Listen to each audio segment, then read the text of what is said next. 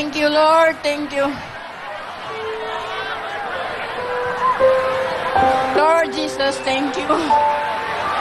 Maraming salamat, Sir Willie. Hindi ko malikalimutan ito sa buong buhay ko. Nakalimutan ko lang ito, Sir. Mamatay na ako.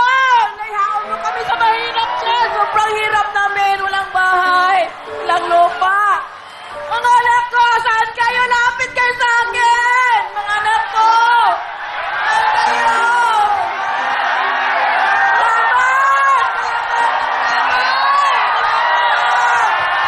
Salamat sa inyo! Ang wiling-wiling mo ay sobra! Ang dami-dami na mga mahirap na tinutulungan! Sana'y bigyan mo sila ng blessing ng Panginoon! At saka si Sir Willie, palaging dinadasal kita, Sir! Palaging, sana'y bigyan ka ng magandang yung hindi makasakit! Kasi daming umaasa sa'yo, Sir! Daming nangarap sa'yo, Sir! Anong gusto niyo sabihin, tatay?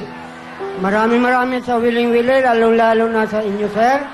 Matagal na hinahanap ng misis ko ang kaligayahan ng buhay namin. Kahit sumbulat sa pool na nagsama kami, hindi kami nakatikim ng buhay na ganito karoon nga binigay niyo sa amin. Suya, Sir. Sa'yo lang, Sir.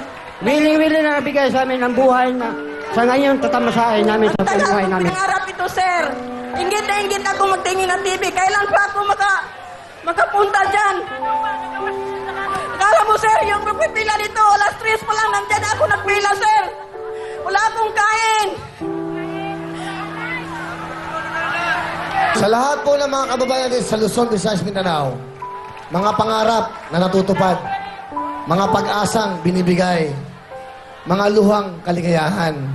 Nandito po ang programang No Willing Willie kasama ang TV5, kasama si Manny Pangilinan, nagbibigay po ng pag-asa sa inyo. Kami po, nandito para magbigay ng saya at pag-asa.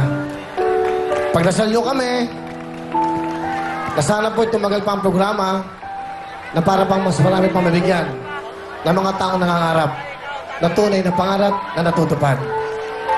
Congrats!